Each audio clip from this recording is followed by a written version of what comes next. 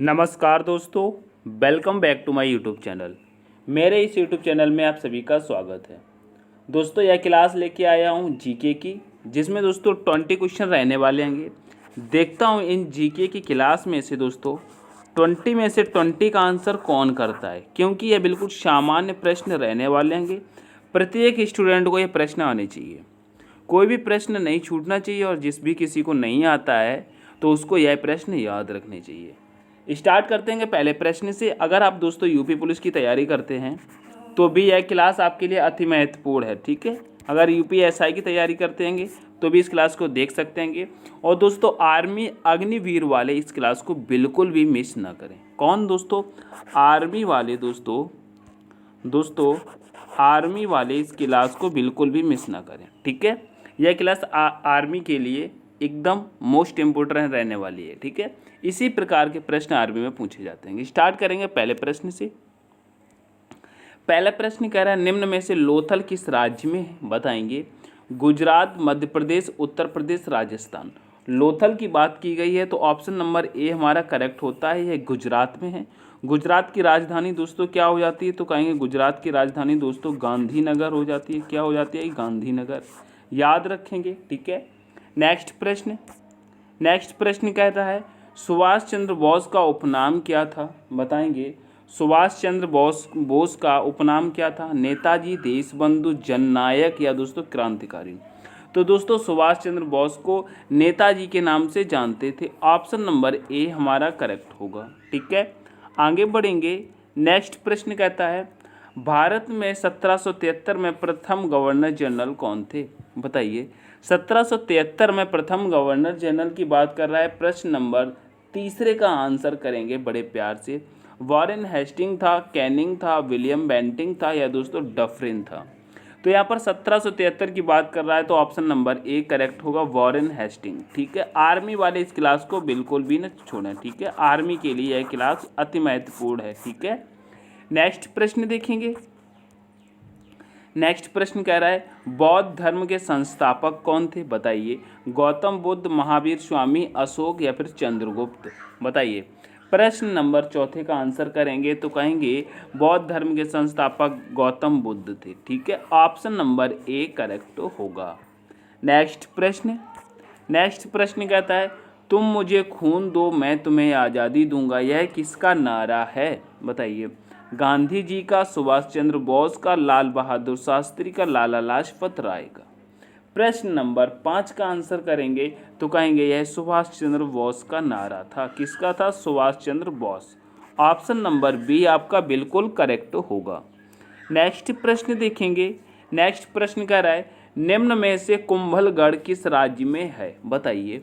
कुंभलगढ़ किस राज्य में है? प्रश्न नंबर 6 का आंसर करेंगे राजस्थान, मध्य प्रदेश, उत्तराखंड, बिहार। बताइए। तो कहेंगे यह राजस्थान में। कहाँ पर है कुंभलगढ़? दोस्तों राजस्थान में। ऑप्शन नंबर ए करेक्ट होगा। नेक्स्ट प्रश्न देखेंगे। नेक्स्ट प्रश्न कहता है मेरे प्यारे साथियों, कह रहा है निम्न में से कालीबंगा किस राज्य में है? बताइए। कालीबंगा किस राज्य में है? बताने की कोशिश करेंगे। कालीबंगा किस राज्य में है? राइट आंसर बताएंगे। कालीबंगा किस राज्य में है? बताएंगे। राजस्थान, मध्य प्रदेश, उत्तर प्रदेश, गुजरात। कालीबंगा की बात की गई मेरे प्यारे साथियों, ये भी ऑप्शन नंबर ए करेक्ट होगा क्योंकि राजस्थान में है, ठीक है। नेक्स्ट प्रश्न देखेंगे। नेक्स्ट प्रश्न कह रहा है चौरी चौरा कांड किस वर्ष हुआ था? बताइए। 1922, 1927, 1935, 1911। चौरी चौरा कांड की बात कर रहा है। प्रश्न नंबर 8 तो कहेंगे यह 1922। ऑप्शन नंबर ए यहाँ पर भी करेक्ट होता है, ठीक है। जिस भी व्यक्ति ने अगर तुक्का लगाया होगा ऑप्शन ए पर तो कई प्रश्नों का आंसर ऑप्शन ए ही था, फिर भी उसका स्कोर अच्छा हो सकता है, ठीक है। आगे बढ़ेंगे।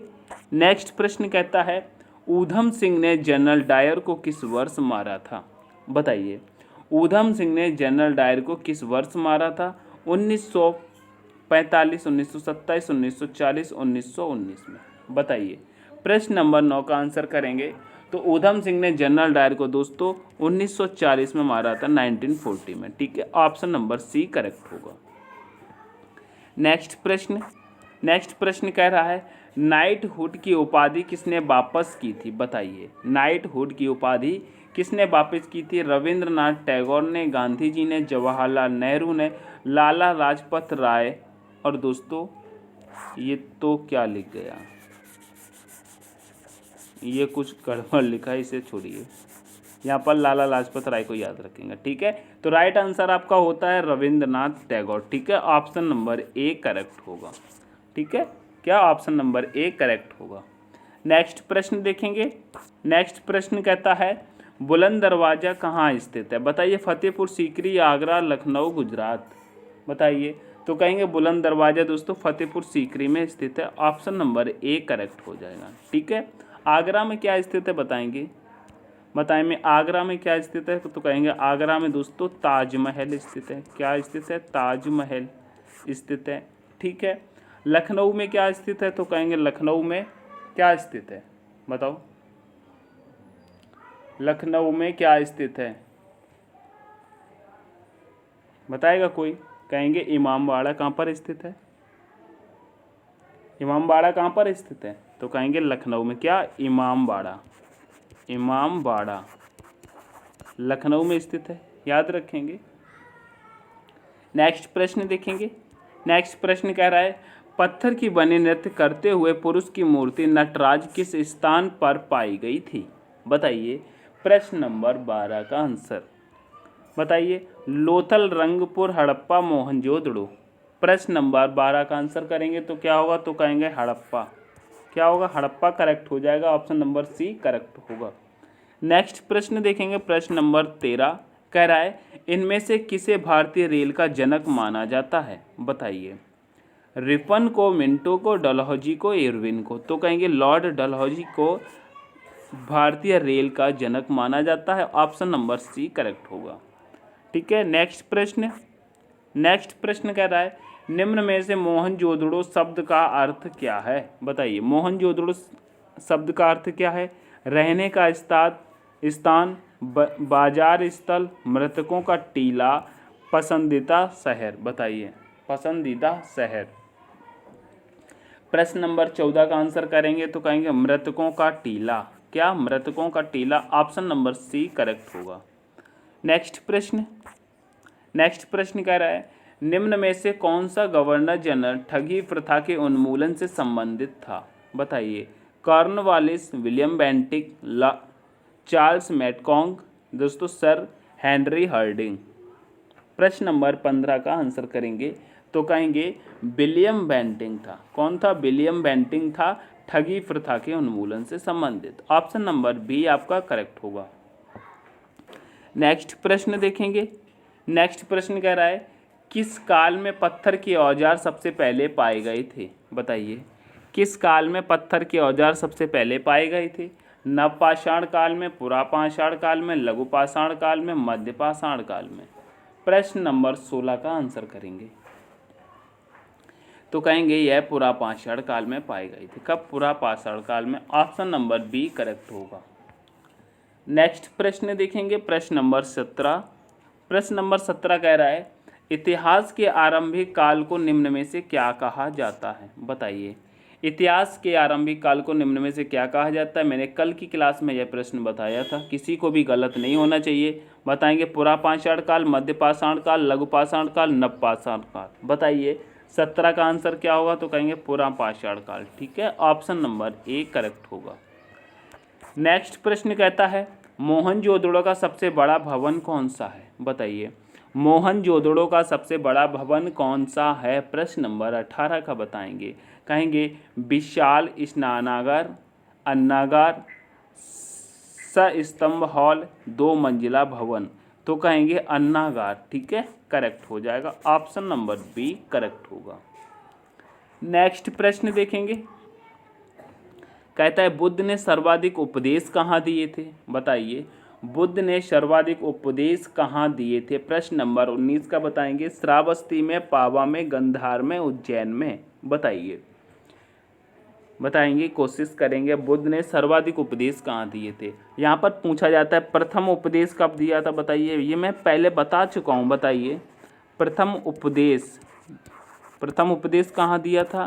तो कहेंगे यह सारनाथ में दिया था। कहाँ दिया था? सारनाथ में। याद रखेंगे, सारनाथ में दिया था। ठीक है। सर्वाधिक उपदेश की बात करते हैं तो श्रावस्ती में दिए थे। ठीक है, ऑप्शन नंबर ए करेक्ट हो जाएगा। ठीक है, ये मैं बता चुका हूँ, प्रथम उपदेश, सर्वाधिक उपदेश, इनके बचपन का नाम, ठीक है, सब कुछ बता चुका हूँ। नेक्स्ट प्रश्न कहता है बौद्ध धर्म में त्रिरत्न क्या इंगित करता है? बताइए। बौद्ध धर्म में त्रिरत्न की बात कर रहा है, बताइए क्या इंगित करता है? सत्य, अहिंसा, दया, प्रेम, करुणा, क्षमा, बुद्ध धम्म संघ, या दोस्तों विनय पिटक, सुक्त पिटक, अभिधम्म पिटक? बताइए। तो यह मेरे प्यारे साथियों त्रिरत्न की बात कर रहा है, ना कि त्रिपिटक की। ठीक है, त्रिरत्न की जब भी बात आती है तो कहते हैं कि बुद्ध धम्म संघ की बात कर रहा है। ऑप्शन नंबर सी करेक्ट होगा। ठीक है, त्रिपिटक की यहाँ पर बात आती तो कहते हैं विनय पिटक, सुक्त पिटक, अभिधम्म पिटक, यह त्रिपिटक से संबंधित है। ठीक है, नेक्स्ट प्रश्न देखेंगे। आज का होमवर्क प्रश्न आपका है।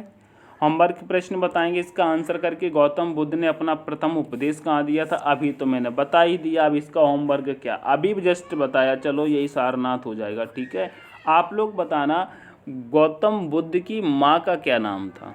ठीक है, कमेंट करके बताना गौतम बुद्ध की माँ का क्या नाम था। अगर यह प्रश्न और क्लास आपको पसंद आई तो क्लास को लाइक करके अपने दोस्तों के साथ, प्यारे साथियों, शेयर करेंगे। चैनल को सब्सक्राइब नहीं किया तो चैनल को सब्सक्राइब करेंगे। पीडीएफ के लिए मैंने वीडियो के डिस्क्रिप्शन में टेलीग्राम का लिंक दे रखा है, आप वहां से यह पीडीएफ प्राप्त करके इसको दोबारा से रिवीजन कर सकते हैं। मिलते हैं नेक्स्ट वीडियो में, तब तक के लिए take care, all the best, thanks for watching. जय हिंद, जय भारत, जय मां सरस्वती।